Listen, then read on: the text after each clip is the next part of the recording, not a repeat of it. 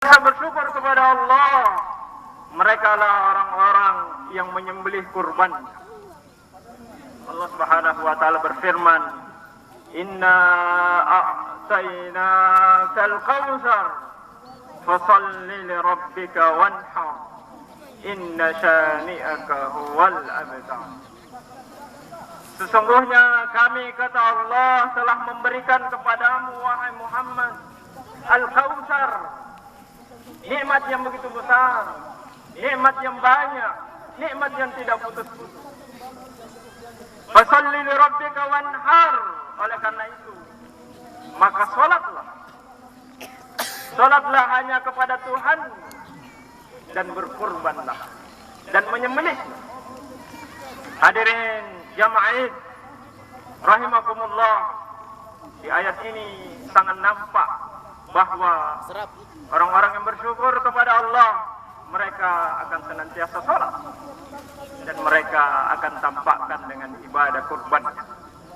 Jadi sungguh naif rasanya orang yang mengaku bersyukur namun belum bisa menjaga sholat, namun belum bisa menunaikan ibadah kurban. Allahu Akbar, Allahu Akbar, walillahil hamd. Fashalli li rabbika wanhar. Salah satu penafsirannya adalah maka salatlah. Sekarang kita salat Idul Adha. Fashalli li rabbika. Salah satu perintah Allah untuk salat itu tanda syukur kita kepada Allah. Kita datang ke lapangan ini salat Idul Adha, termasuk orang-orang yang bersyukur insyaallah. Setelah ini wanhar. Setelah itu kita buktikan lagi dengan menyembelih hewan kurban kita masing-masing. Allahu Akbar, Allahu Akbar, Allahu Akbar, walillahil hamd. Hari raya Idul Adha, khususnya bulan Zulhijjah, bulan-bulan haji, hari-hari tasyrik, sangat erat kaitannya dengan Nabiullah Ibrahim. Seorang nabi, sosok mulia, Khalilullah, kekasih Allah, memiliki banyak sekali keutamaan. Di antara keutamaan Nabiullah Ibrahim adalah selain menjadi kekasih Allah, beliau digelari sebagai Abul Anbiya, bapaknya para nabi. Bapaknya para nabi, baik bapak ideologi maupun bapak biologi. Karena kita tahu bahwa semua nabi yang datang setelah Nabi Ibrahim berasal dari silsilah Nabiullah Ibrahim. Dan yang paling utama di antaranya tentunya Nabiullah Muhammad sallallahu alaihi wasallam dari garis keturunan Nabiullah Ismail. Di samping itu, tentu nabi-nabi yang lain, Nabi Musa, Nabi Isa, Nabi Yahya, semuanya juga berasal dari Nabiullah Ibrahim alaihissalam. Nabiullah Ibrahim adalah sosok mulia, istimewa. Maka pantas dalam Al-Quran, salah satu nabi selain Nabi Muhammad SAW yang dijadikan uswah, dikatakan di dalam Al-Quran bahwasanya laqad kana fi Ibrahim uswah. Sesungguhnya pada diri Ibrahim, pada kalian semua terdapat panutan. Kita disuruh menjadikan Nabi Ibrahim sebagai panutan kita, sebagai uswah kita, sebagai contoh teladan kita. Karena pada diri Ibrahim banyak sekali pelajaran, banyak sekali hal-hal yang bisa kita petik, ajaran yang bisa kita amalkan. Jangankan kita sebagai manusia biasa, para nabi Allah, anak keturunan Nabi Ibrahim sangat bangga ketika mewasiatkan sesuai dengan wasiat Nabi Ibrahim. Kita tahu Nabi Ibrahim banyak memberikan wejangan-wejangan, nasihat-nasihat, wasiat-wasiat, terutama kepada anak-anak. Di antara bukti hal itu disebutkan di dalam Al-Quran, wa wassa biha Ibrahimu banihi. Dikatakan bahwa Nabi Ibrahim pernah mewasiatkan kepada anak-anak dan diikuti oleh nabi-nabi yang lain, termasuk Nabi Yakub dan nabi-nabi yang lain mewasiatkan sebagaimana apa yang Nabi Ibrahim wasiatkan. Ini menunjukkan bahwa Nabi Ibrahim memang sebagai panutan, bukan cuma kita sebagai manusia biasa, bahwa para nabi sekalipun menjadikan Ibrahim sebagai panutan. Di antara wasiat Nabi Ibrahim di dalam Al-Quran, ya bunayya innallaha astafa lakumuddin fala tamutunna illa wa antum. Nabi Ibrahim mewasiatkan kepada anak-anaknya, wahai anakku tercinta, innallaha astafa lakumuddin, sesungguhnya Allah memilih kepadamu agama ini. Agama ini adalah pilihan dari Allah, hadiah dari Allah untuk kalian. Fala tamutunna illa wa antum muslimun. Oleh karena itu jangan sampai kalian meninggal dunia kecuali dalam keadaan menjadi seorang yang muslim. Hargai agama kalian, agungkan dan terus jadikan sebagai amalan soleh. Jangan kalian tinggalkan sampai hari hayat kalian. Dan itu wasiat ini terus diwasiatkan oleh nabi-nabi setelah. Oleh karena itu kita sebagai manusia biasa pun harus mewasiatkan kepada anak cucu kita. Wahai anak kalian, jadilah kalian sebagai muslim yang hargailah agama kalian, jadikanlah sebagai pemberian terbesar dari Allah Subhanahu wa taala. Di dalam Al-Quran banyak kita temukan doa-doa Nabi Ibrahim yang sangat mustajab. Hampir semua doanya Nabi Ibrahim yang disebutkan di dalam Al-Quran, kita bisa lihat buktinya sampai hari ini. Bagaimana Makkah sebagai wilayah tandus padang pasir, gaya lagi zara, tidak bisa tumbuh-tumbuhan di sini. Tetapi ketika datang Ibrahim meninggalkan anak dan istrinya di situ, beliau kemudian mengangkat tangannya berdoa kepada Allah, jadikanlah, rezekikanlah penduduk negeri ini minas samarat, berikan keamanan kepadanya. Dan itu tentu terbuktikan sejak Nabi Ibrahim sampai hari ini.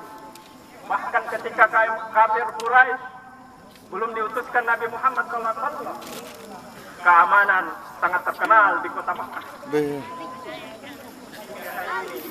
Kota Makkah termasuk kota paling aman, dan bukan hanya paling aman, tetapi diberikan rezeki yang berlimpah. Rezeki yang berlimpah atas dasar doa Ibrahim. Subhanallah, itu salah satu bentuk doa. Dan banyak lagi, hampir kita dapatkan doa-doanya Ibrahim, semuanya diijabah oleh Allah. Oleh karena itu, ketika kita ingin mendapatkan dijabah doa kita kepada Allah, salah satu caranya, mari kita menjadikan Nabi Ibrahim sebagai, termasuk diantaranya, kita menjadikan doa-doanya sebagai doa-doa kita sehari-hari.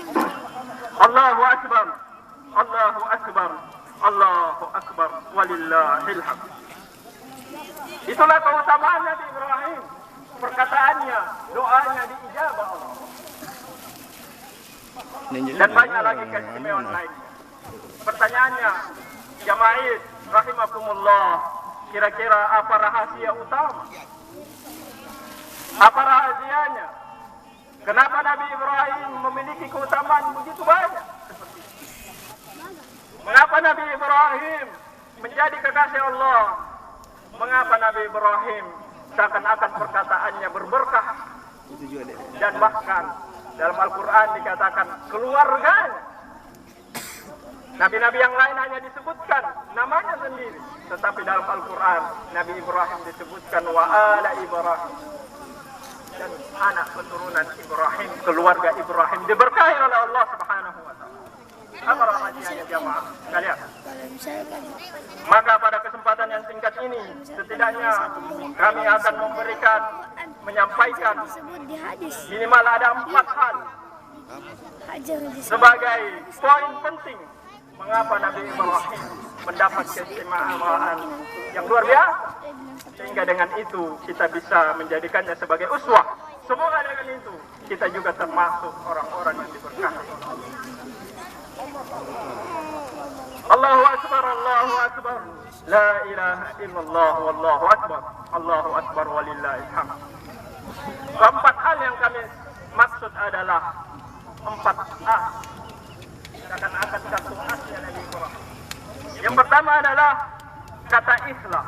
Baru orang selesai.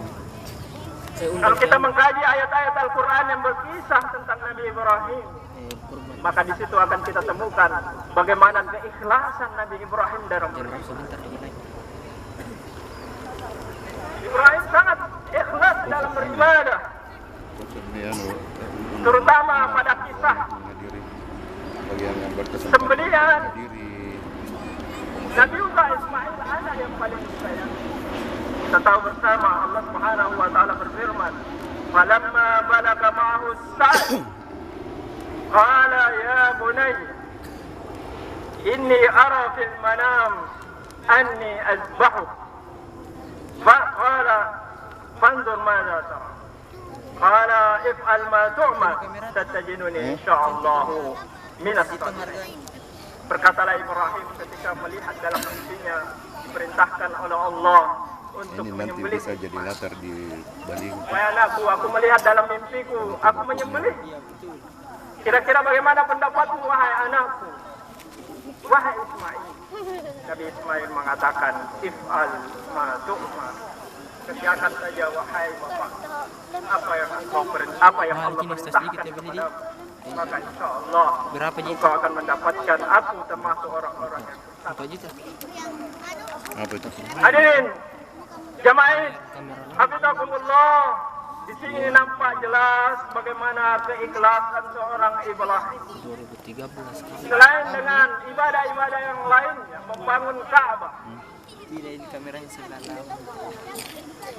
berdakwah kepada Namrud sampai harus dibakar. Ketika diperintahkan untuk menyembelih anaknya, itu tampak keikhlasan dan kesabaran yang luar biasa. Keikhlasan adalah ibadah hati, berkumpul di dalamnya keikhlasan, kesabaran. Keikhlasan berkumpul di dalamnya kesabaran, tawakal dan semuanya yang berkaitan dengan hati. Dan dengan mantap Nabi Ibrahim menyampaikan kepada anak, itulah sosok Ibrahim. Apa yang diperintahkan oleh Allah dilaksanakan dengan seikhlas. Itulah rahasia kenapa Ka'bah hari ini sampai hari ini menjadi tempat berkunjung ibadah yang paling besar. Walaupun di zaman Rasulullah sempat ingin dimusnahkan, tetapi Allah menjaganya hingga akhir kiamat. Hari akhir. Salah satu rahasianya adalah keikhlasan Ibrahim dan anaknya Ismail ketika membangun Ka'bah. Domba-domba. Allah jadikan Ka'bah itu berberkah. Tanda-tandanya sampai hari ini dijaga oleh Allah. Tanda keikhlasan seorang. Unta. Yang apa? Begitu. Oh, yang menangis. Begitulah orang-orang yang ikhlas. Semua amal solehnya terjaga oleh Allah. Kapan? Diberkahi oleh Allah Subhanahu wa taala. Allahu Akbar. Allahu Akbar walillahil hamd. Tentu banyak kita ikhlas dengan Nabi. Lalu kemudian khas yang kedua bermakna totalitas. Dalam mengerjakan ibadah kepada Allah tidak main-main, tidak setengah-setengah, tidak pilih-pilih. Udkhulu fis silmi kaffah. Masuklah ke dalam Islam secara keseluruhan, totalitas. Apa yang diperintahkan oleh Allah dikerjakan dengan sepenuhnya. Totalitas, walaupun harus mengorbankan anaknya sendiri. Tidak ada istilah dalam kamus Ibrahim protes kepada Allah apa yang diperintahkan oleh Allah. Wa ma ataakumullah wa ma ataakumur rasul fakhudhuh. Allahu akbar. Allahu akbar walillahil hamd. Di antara bentuk totalitas Nabi Ibrahim alaihissalam, terutama ketika meninggalkan istrinya di padang Mekah, padang pasir Mekah bersama anaknya yang masih bayi. Tentu sebagai manusia bisa saja mengelak, mencari ilah, mencari alasan-alasan. Tetapi Nabi Ibrahim tidak ada kamus dalam dirinya. Kalau dia perintah dari Allah, harus dikerjakan secara totalitas. Walaupun berat. Meninggalkan anak, istrinya, di tempat yang jauh, kemudian ditinggalkan adalah suatu hal yang berat. Maka oleh daripada itu, pada hari ini, kaum muslimin berhaji ke kota Mekah, semua dengan totalitas meninggalkan, mengerjakan dengan penuh ketaatan kepada Allah, mengeluarkan tenaga, harta dan seterusnya hanya untuk meraih Raja Allah Subhanahu.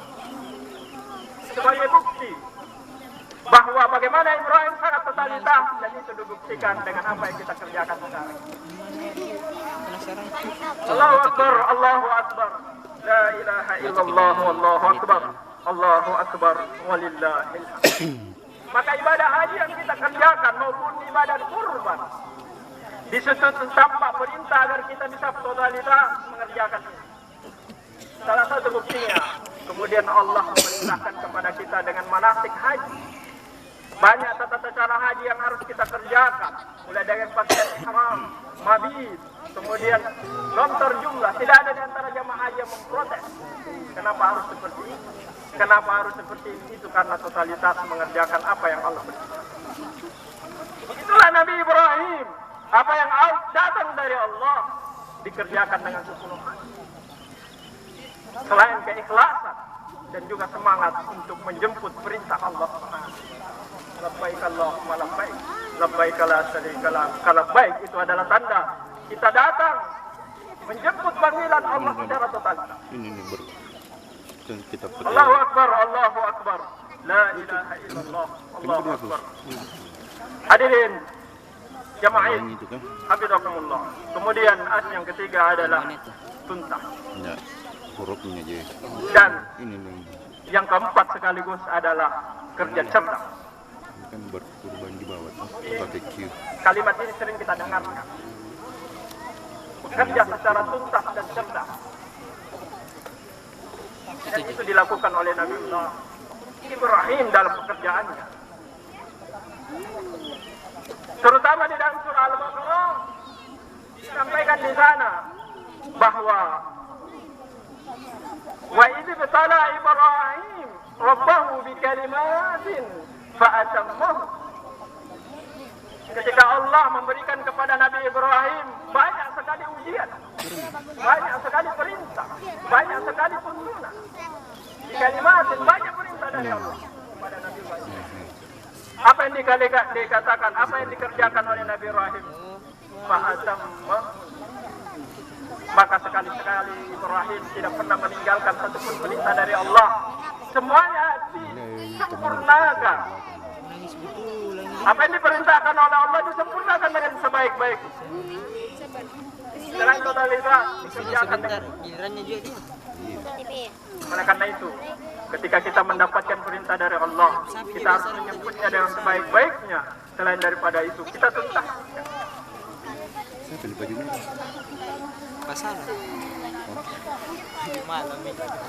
Di antara bentuk tanda bahwa Nabiullah Ibrahim bekerja secara tuntas disebutkan di dalam Al-Quran. Rabbana inni askantu min dzurriyyati biwadin ghairi dzi zar' indaka baitakal muharram. Rabbana liqimus shalah faj'al af'idatan minan nas tahwa ilaihim warzuqhum minas thamarati la'allahum yashkurun.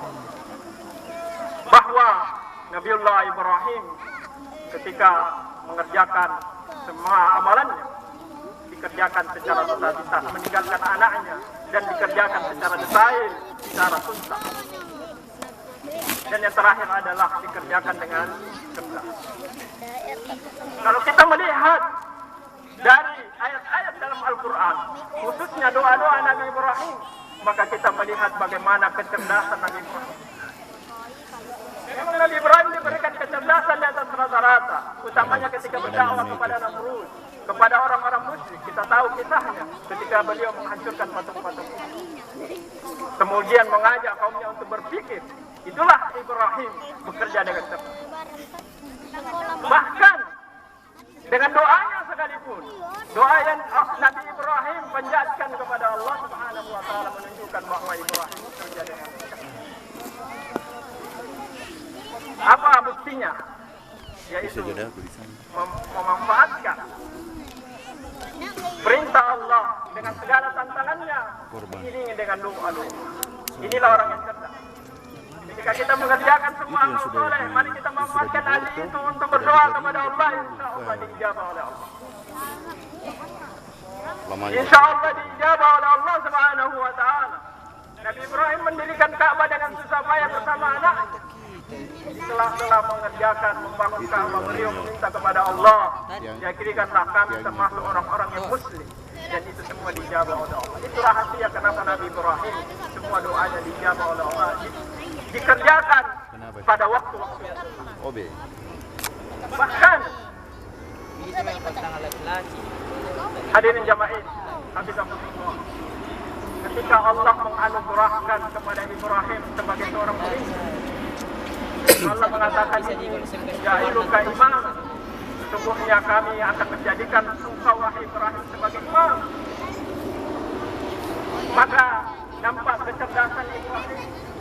Beliau mengatakan, wa min dzurriyyati, ya Allah, jadikan juga kepada anak keturunan. Subhanallah, Allah mengangkat Nabi Ibrahim sebagai pemimpin, tetapi beliau tidak ingin menjadi pemimpin sendiri saja. Beliau tidak lupa anak keturunan. Ya Allah, jadikan juga anak keturunan. Maka itulah sebabnya mengapa anak cucu Ibrahim rata-rata menjadi orang-orang yang soleh, bahkan menjadi nabi-nabi Allah Subhanahu wa ta'ala. Barakallahu li wa lakum fil Qur'anil azim wa nafa'ani wa iyyakum bima fihi wa dzikril hakim. Aqulu qawli hadha wa astaghfiruhu innahu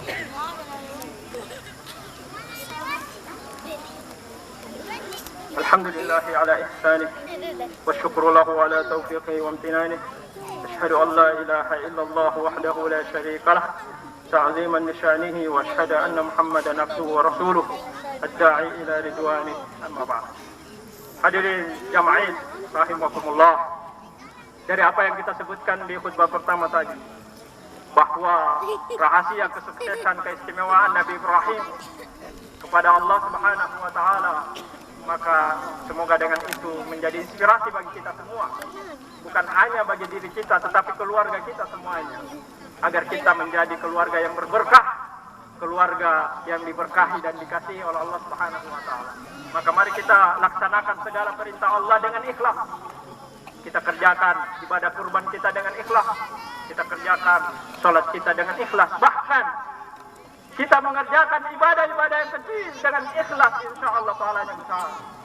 Bagi wanita-wanita sekalian, gunakanlah hijab dengan ikhlas, maka insyaallah pahalanya jauh lebih besar di sisi Allah Subhanahu wa taala. Hadirin jamaah rahimakumullah, banyak sekali tantangan bagi kehidupan kita di dunia ini. Sekarang ini bahaya mengancam kaum muslimin dari segala penjuru. Ada LGBT, ada nikah beda agama, pelecehan kepada Nabi Muhammad SAW. Segala hal, tantangan ke depan, insya Allah bisa kita atasi, bisa kita lewati ketika kita mendidik anak cucu kita, mendidik keluarga kita dengan didikan Nabi Ibrahim alaihissalam sebagai uswah kita.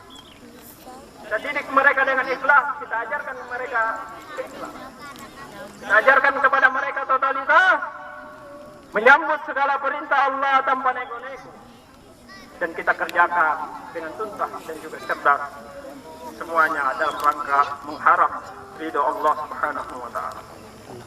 Allahu akbar, Allahu akbar, Allahu akbar, walillahil hamd.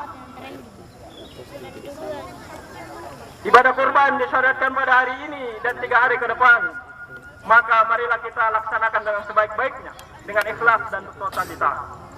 Hewan yang dapat dikurbankan adalah domba yang genap berusia 6 bulan, kambing yang genap 1 tahun, sapi yang genap 2 tahun.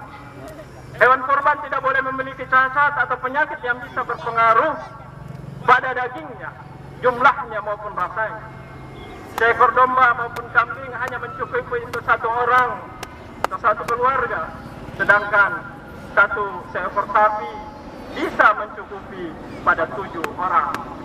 Begitu pula pada onta. Oleh karena itu, mari kita laksanakan sebagai tanda syukur kepada Allah Subhanahu wa Ta'ala. Akhirnya di penghujung khutbah ini, mari kita menundukkan hati kita, meminta kepada Allah Subhanahu wa Ta'ala dengan permintaan yang ikhlas, dengan permintaan yang sungguh-sungguh, dengan doa yang keluar dari hati kita masing-masing. Ya Allah, ampunilah kami ya Rabb. Hanya itu pinta kami, dosa kami selangit, namun ampunanmu melebihi langit dan bumi. Ya Allah, jagalah tanah suci kami semuanya, Mekah, Madinah dan juga Al-Aqsa. Jangan biarkan tangan-tangan kotor menebar nista padanya. Ya Allah, ampunilah dosa kami dan terutama dosa orang tua kami. Jadikanlah kami anak yang berbakti. Sungguh kami rasa belum maksimal perbaktian kami kepada mereka. Oleh karena itu, ampunilah dosa mereka ya Allah. Rahmati mereka sebagaimana mereka merahmati kami sejak kecil. Kumpulkan kami nanti di akhirat di surgamu dengan surga yang tinggi insyaallah. Ya Allah, satukan hati kami kaum muslimin agar tidak berpecah belah dan jauhkanlah kami dari mara bahaya, terutama dari makar musuh-musuh Allah Subhanahu wa Ta'ala. Allahumma taqabbal dahayana wa la taj'alna dahiyatan li a'da'ik wa a'da'ina. Rabbana atina fid dunya hasanah wa fil akhirati hasanah wa qina 'adzaban nar. Wa sallallahu ala abdika wa rasulika Muhammad wa ala alihi wa sahbihi wa sallim. Wa akhiru da'wana 'anil hamdulillahi rabbil alamin. Assalamualaikum.